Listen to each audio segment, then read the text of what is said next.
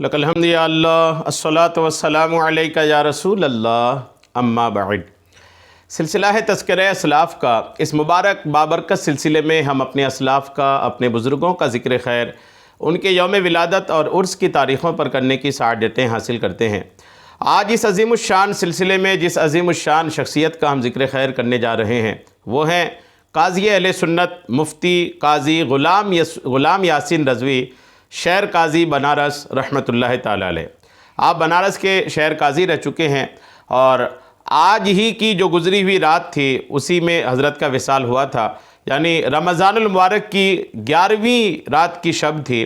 10 رمضان المبارک گزار کر کے مغرب کے بعد یعنی 11ویں کی شب جب لگی تو حضرت کا وصال ہوا ہے۔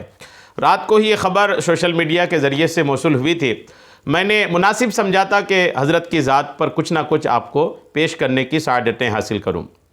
خلیفہ مفتی اعظم ہند ہیں آپ اور عظیم الشان خدمات ہیں آپ کے، اور اہل سنت والجماعت کے لیے کافی ایثار و قربانیاں بھی آپ نے پیش کرنے کی سعادتیں حاصل کی تھی۔ آئیے آپ کی حیات و خدمات پر کچھ باتیں آپ کو پیش کرنے کی میں سعادتیں حاصل کر رہا ہوں، توجہ کے ساتھ سننے کی سعادتیں حاصل کیجیے۔ خلیفہ مفتی اعظم ہند قاضی اہل سنت قاضی بنارس حضرت علامہ مفتی غلام یاسین رضوی رحمۃ اللہ تعالی علیہ، آپ کی ولادت کے تعلق سے لکھا ہے کہ حضرت مولانا مفتی غلام یاسین رضوی ابن حافظ محمد یوسف انصاری کی ولادت 9 ذی الحج 1356 ہجری 1938 کو بنارس میں ہوئی۔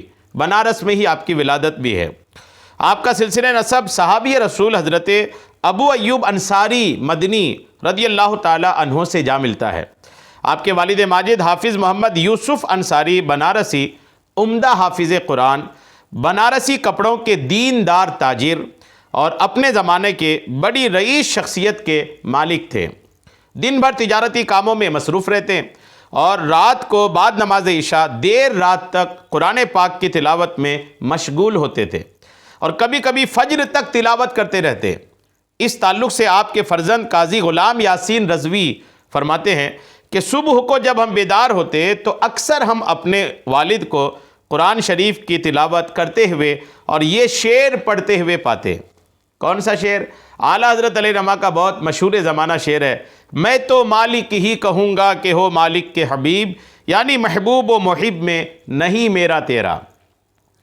آپ کی والدہ ماجدہ دیندار، اطاعت شیار اور ہنرمند خاتون تھیں۔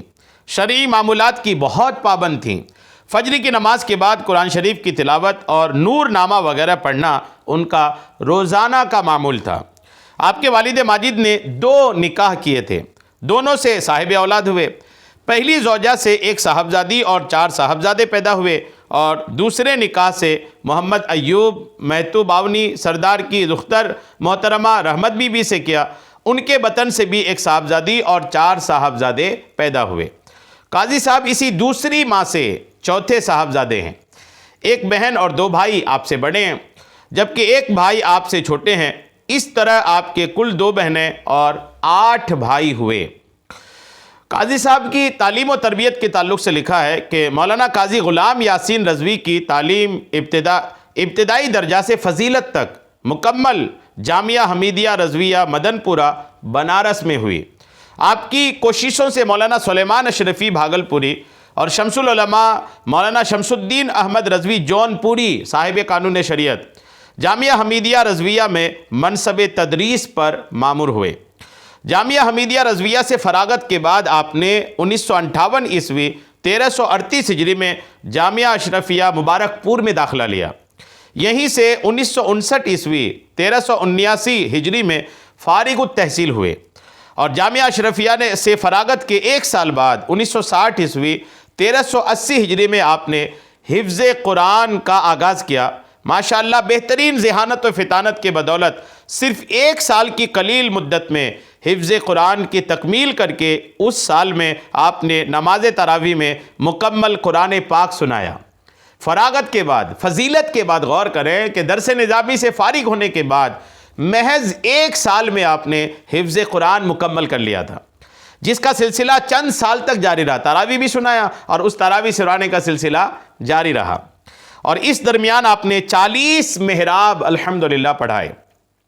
جامعہ حمیدیہ رضویہ بنارس اور جامعہ اشرفیہ کے اساتذہ کرام کے جو نام ہیں جن سے آپ نے تعلیم حاصل کی کچھ یوں ہیں: شمس العلماء مولانا شمس الدین احمد رضوی جونپوری، حضرت مولانا سلیمان اشرفی بھاگلپوری، حافظ ملت علامہ عبدالعزیز محدث مبارک پوری، استاذ العلماء حافظ عبدالرؤوف بلیاوی، بحر العلوم مفتی عبدالمنان رضوی اعظمی، قاضی شریعت مولانا محمد شفیع رضوی اعظمی، اور شیخ الحدیث مولانا خادم رسول رضوی اورنگ آبادی علیہم الرحمہ۔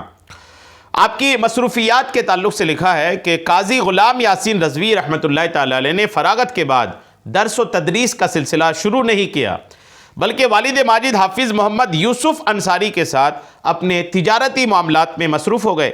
آپ تقریباً 35 سال تک بنارسی کپڑوں کا کاروبار کرتے رہے۔ کبھی کبھی اجلاس اور دیگر مذہبی تقریبات میں تشریف لاتے اور واعظ و نصیحت بیان کرتے۔ وقت ضرورت امامت و خطابت کے بھی فرائض انجام دیتے، مگر ان تمام مذہبی مصروفیات کو لوجہ اللہ انجام دیتے۔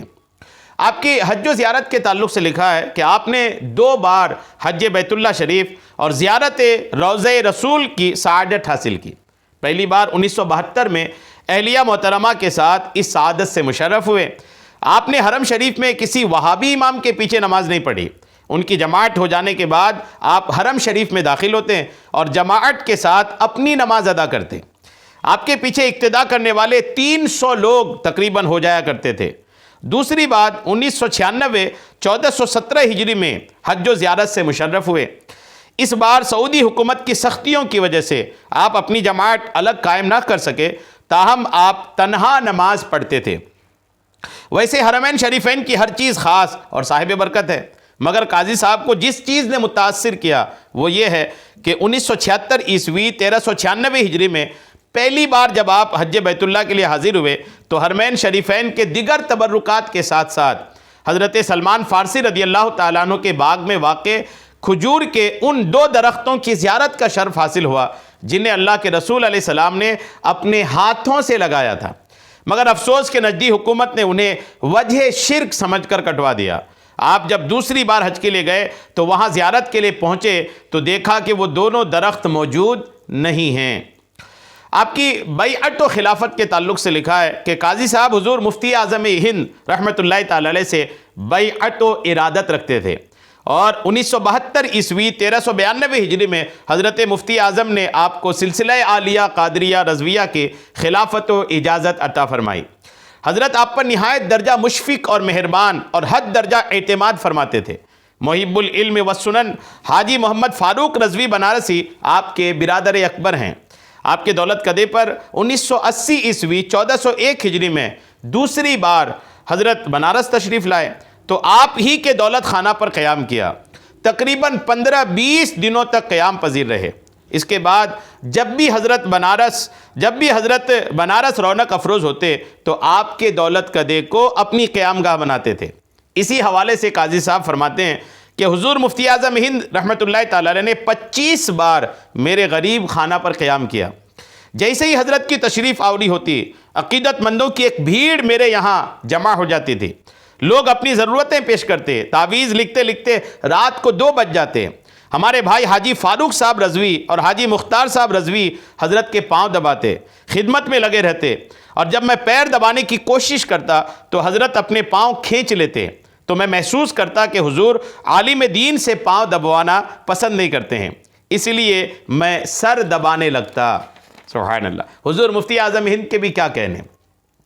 آپ بنارس ضلع کے علاوہ اتر پردیش و بہار کے مختلف مدارس اسلامیہ کی کفالت کرتے تھے، متعدد مدارس کی مالی مدد اور ان کی سرپرستی کرتے تھے، بعض مدارس کے ناظم تعلیمات بھی رہے۔ فی الوقت 22 مدارس اسلامیہ و مکاتب دینیہ اور مساجد کی سربراہی و تولیت آپ کے ذمے تھیں۔ ان مدارس و مساجد کے ذمہ داران کی تنخواہوں کی ادائیگی میں بھی آپ بھرپور حصہ لیتے تھے۔ آپ قاضی شہر کا انتخاب آپ کا کیسا ہوا سنیے۔ مولانا قاضی غلام یاسین رضوی بنارس شہر کے جید علماء میں شمار کیے جاتے رہے۔ آپ پر عوام و خواص اور علماء کرام کا بھرپور اعتماد تھا۔ دیوبندیوں کی طرف سے شہر قاضی منتخب ہونے پر اہل سنت کو بے چینی ہوئی، تو 1991 عیسوی 1412 ہجری میں مجلس علماء کی میٹنگ بلا کر اہل سنت و جماعت کے بہی خواہ و ہمدردان نے حضور تاج الشریعہ علامہ مفتی اختر رضا خان قادری ازہری بریلوی کے سامنے شہر قاضی کے انتخاب کا مسئلہ رکھا۔ اس پر حضرت تاج الشریعہ نے تمام موجود علماء و ارباب دانش سے مشورہ لے کر آپ کو بنارس کا شہر قاضی یعنی شہر قاضی شرع منتخب فرمایا۔ سب لوگوں نے اس کی تائید کی۔ اس وجہ سے شہر قاضی کی حیثیت سے آپ نے موجودہ وزیر اعظم مسٹر نریندر مودی سے 2015 عیسوی 1437 ہجری میں وزیر اعظم ہاؤس دہلی میں ملاقات کی اور ہندوستان میں مسلمانوں کی تعلیمی، اقتصادی اور معاشی صورتحال پر مشتمل ایک تفصیلی میمورنڈم بھی آپ نے پیش کیا۔ وزیر اعظم نے آپ کی گفتگو کو بہت توجہ کے ساتھ سنا، اس لیے کہ خود وزیر اعظم بنارس حلقہ سے ممبر پارلیمنٹ ہیں اور قاضی صاحب بنارس کی معزز ترین شخصیات میں سے ہیں۔ وزیر اعظم نے آپ کا بہترین استقبال کیا اور پھر دوبارہ ملاقات کرنے کے وعدہ پر خصوصی ملاقات ختم ہوئی۔ قاضی صاحب کے ساتھ ملک بھر کے علماء اور مشائخ بھی ساتھ تھے۔ آستانہ اجمیر مقدس اور آستانہ رضویہ بریلی کے افراد بھی الحمدللہ شامل تھے۔ حضور قاضی صاحب علیہ رحمہ بیعت و ارادت اور رشد و ہدایت کے کاموں میں ہماتن مصروف رہتے ہیں۔ مریدین و معتقدین کا کافی بڑا حلقہ ہے۔